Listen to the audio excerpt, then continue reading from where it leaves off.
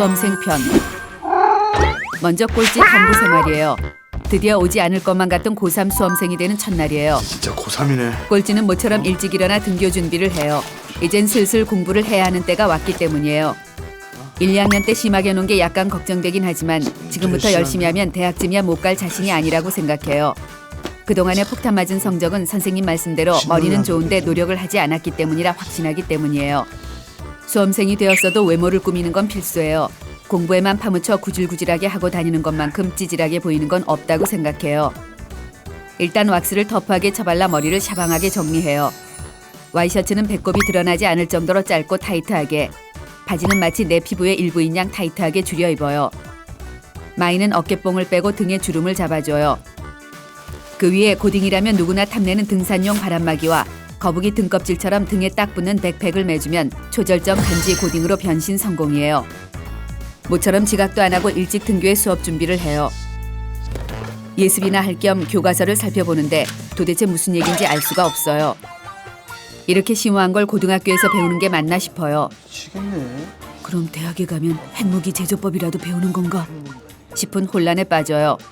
그때 꼴찌의 거시기 프렌들이 다가와 다정하게 말해요. Are you crazy? 어울리지 않는 짓은 달나라에나 가서 하래요.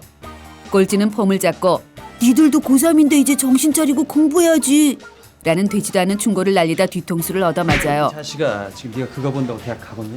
친구들은 우정을 저버리고 대한민국 교육정책에 무릎 꿇은 비겁자라며 꼴찌를 비난해요.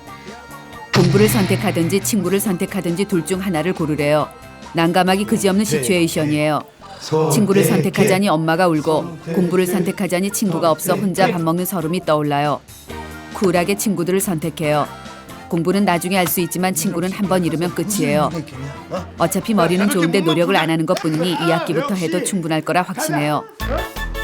거시기 친구 녀석들과 전투 말뚝박기로 우정을 쌓아요. 전투 말뚝박기로 디스크라는 고질병을 얻은 친구 녀석도 있지만 웬만해선 끊기가 힘든 중독성이 강한 놀이예요. 말뚝박기가 지겨워지면 책상을 사이에 두고 CD 케이스를 라켓 삼아 신나고 즐거운 미니 탁구도 쳐요.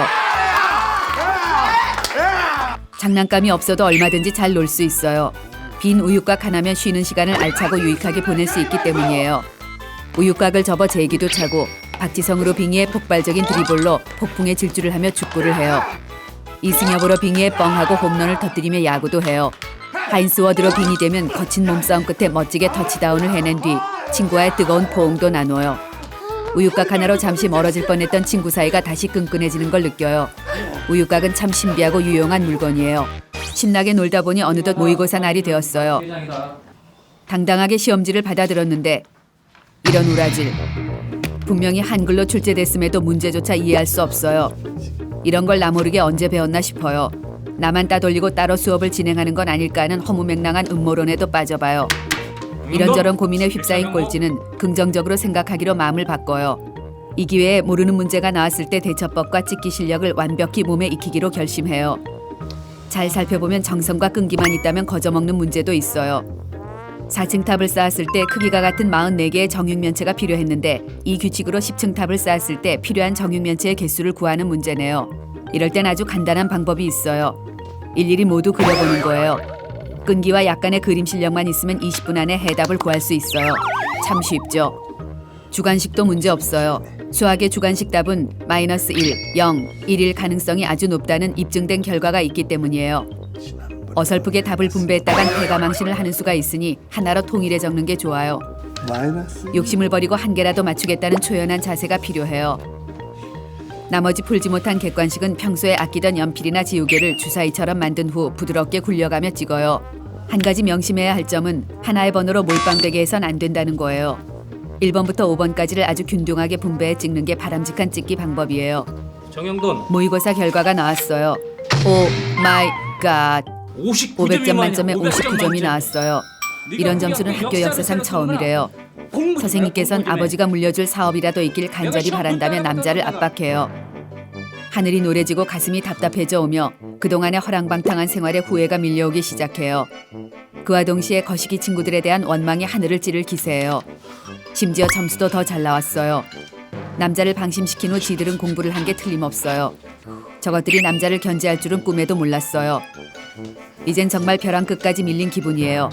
걱정이 태산같이 밀려오고 지금이라도 공부 아니면 죽음뿐이라는 실미도 열공 모드에 돌입해야겠다는 생각뿐이에요. 남자는 계획표를 짜기 시작해요. 그동안 놀았던 걸 생각하면 다른 친구들보다 3배는 열심히 해야 할 것 같아요. 학교 수업이 끝나면 학원으로 직행해 새벽 2시까지 연장으로 수업을 듣고 집으로 돌아와 새벽 2시부터 아침 7시 반까지 복습. 그리고 8시에 등교. 이런 젠장, 취침 시간이 30분밖에 없어요. 하지만 계획표를 수정할 생각은 없어요. 왠지 이 기세라면 할 수 있을 것만 같기 때문이에요. 일단 참고서를 구입해야 해요. 같은 시간을 해도 능률이 쑥쑥 오를 수 있는 참고서여야 뒤늦은 공부를 커버할 수 있을 거란 생각에 다짜고짜 전교 1등놈을 찾아가요. 수학책. 1등놈에게 다가가 쓰고 있는 참고서의 이름을 가르쳐달라고 다정하게 물어봐요. 이거. 그러자 1등놈은 난 단지 교과서 위주로 수업 시간에 열중할 뿐이야 라는 씨알도 안 먹히는 헛소리를 날려대요. 열받은 남자가 허튼 수작 부리면 아구창을 안드로메다로 날려버리겠다 협박하자 사실은 고액과외와 학원에서 추천해준 비밀 참고서로 새벽까지 공부를 하고 하루에 2시간 자면 다행이래요. 한 2시간 정도 다. 고급 정보를 알아낸 남자는 1등놈이 다니는 학원을 끊고 1등놈이 쓰는 참고서를 몽땅 구입하기로 해요. 참 좋다. 실미도 열공 모드의 첫날이 되었어요. 새로 산 참고서를 보니 뭔가 뿌듯하기도 하고 뭐든 해낼 수 있을 것 같아요. 말뚝박기나 하자는 거시기 친구 녀석들의 제안을 쿨하게 거부하고 예습을 시작해요. 뭔지는 모르겠으나 무작정 뚫어져라 읽어요. 가베. 허. 30분을 뚫어져라 봐도 뭔 소린지 전혀 모르겠어요. 수업이 시작되고 선생님의 설명에 집중해요. 국어 시간인데 선생님이 영어로 수업을 진행하는 것 같아요. 엄청나게 혼란스럽고 가슴이 답답해져요. 그러자 졸음이 몰려와요. 자신도 모르게 숙면을 취해요. 정말 알다가도 모르겠는 건 수업 시간엔 졸음이 미친 듯이 밀려오다가도 쉬는 시간만 되면 정신이 아주 맑아지는 현상이에요. 이걸 어떻게 설명해야 하는지 모르겠어요. 학교를 마치고 학원으로 직행해요. 자신의 수준을 고려하지 않고 무조건 1등놈과 같은 수업을 끄는 것이 후회돼요. 학교 수업이 달나라 얘기 같다면 학원 수업은 명왕성 얘기 같아요. 어쨌든 들어는 둬야겠다 맘먹는데 수업이 시작되자마자 졸음이 몰려와요. 누군가 교실에 수면제를 뿌려놓은 게 분명해요. 꼴찌 모르게 어떤 음모가 진행 중이지 않고서야 이럴 수는 없는 거예요. 무리한 학원 스케줄까지 소화하고 집에 도착하니 벌써 새벽이에요. 벌써 안심해. 하루밖에 되지 않았는데 몸 구석구석이 쑤시지 않는 데가 없고 눈꺼풀은 내려앉기 직전에 몸 전체가 공중부양을 한 듯 붕 뜬 기분이에요. 학원에서 뭘 배웠는지도 전혀 기억이 나지 않아요. 하지만 여기서 포기할 순 없어요. 복습을 위해 책을 펴는데 엄마가 기특하다며 주스를 들고 들어와요. 챙겨주는 건 고맙지만 공부에 방해가 되는 기분이에요. 집은 도저히 왜? 공부할 수 있는 분위기가 아니라고 판단한 꼴찌는 독서실을 끊겠다 선언해요. 엄마는 아들의 생전 처음 보는 모습에 군소리 없이 돈을 꺼내줘요. 내일부턴 독서실에서 2배로 열심히 공부할 것이기 때문에 오늘은 그냥 자도 될 것 같아 숙면을 취해요. 계획표대로 행한 지 이틀 만에 모든 체력이 방전되었어요. 다음 날부터 건강을 생각해 학원은 패스하고 독서실로 직행해 자율학습을 시작해요. 알아들을 수도 없는 학원 수업보단 기초를 쌓는 게 중요하기 때문이에요. 물론 학원 패스 사건은 엄마에겐 비밀이에요. 가장 취약한 수학 공부부터 시작해요. 처음엔 누워 떡 먹기 같은 문제들 뿐이라 자신감이 넘쳐요. 껌이구만 이거. 그런데 갑자기 수학책에 영어가 등장하기 시작해요. 1, 2, 3도 골치 아픈데 사인, 코사인, 탄젠트, 시그마, 리미트, 블라블라블라. 도대체 왜 수학 공부를 하는데 꼴보기 싫은 영어를 마주해야 하는지 이해할 수가 없어요. 거기다 사회 나가서 써먹을 수도 없는 이런 복잡하기 그지없는 수학 따위를 뭐하러 배워야 하는지 모르겠어요. 하지만 그래도 수학을 완전히 패스할 수는 없다는 생각에 수학 응용 심화 학습을 시작하기로 해요. 응용 심화 학습엔 당구장만한 것이 없어요. 백구와 적구가 만들어내는 아름다운 곡선과 기기묘묘한 돌려치기만큼 삼각함수를 쉽게 설명해주는 건 없어요. 수업 능률도 쑥쑥 오를 뿐더러 학원비보다 훨씬 저렴하기까지 해요. 독서실 실장에겐 주기적으로 간식 조공을 바쳐 무한 친분을 쌓아둬야 해요. 혹시라도 있을지 모를 엄마의 기습 방문 시 비상호출을 때려줘야 하기 때문이에요.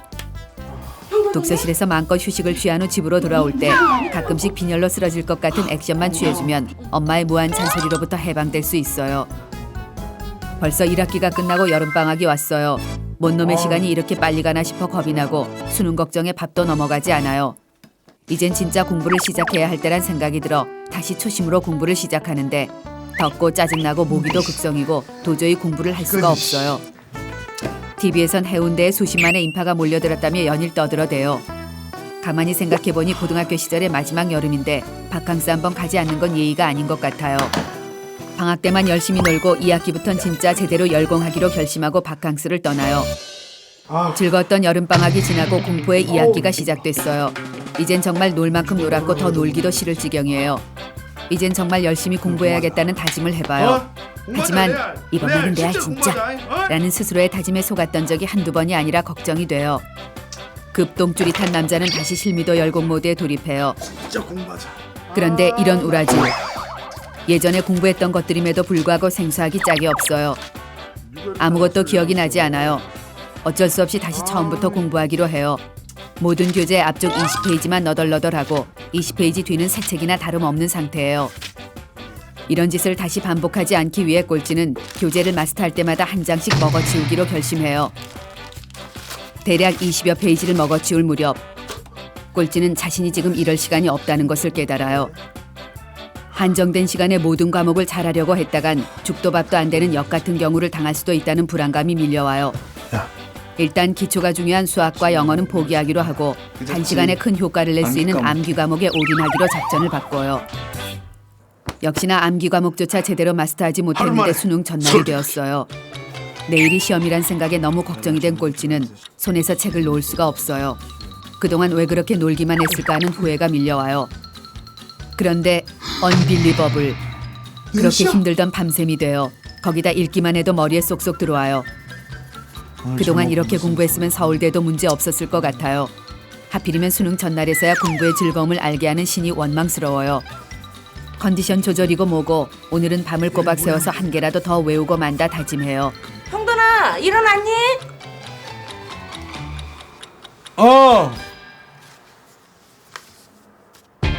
이런 우라질레이 셔틀버스 또 잠들고 말았어요. 자신의 저주받은 잠욕심의 육두문자가 터져나와요. 그동안 외웠던 것이 머리에서 모두 빠져나가 버린 것 같아요. 이럴 수는 없는 거예요. 이젠 한시라도 일찍 시험장에 도착해 한 개라도 더 외우는 것밖엔 방법이 없어요. 시간에 쫓기는 남자는 엄마를 재촉해 퀵서비스를 불러요. 꼴찌는 후다닥 달려나와 엄마가 불러주신 퀵서비스에 올라 수능장으로 떠나요. 그런데 어째 이런 일이. 수험표가 책상에 놓여 있어요. 쯧쯧쯧. 수험생 여러분, 수험표 꼭 챙기세요.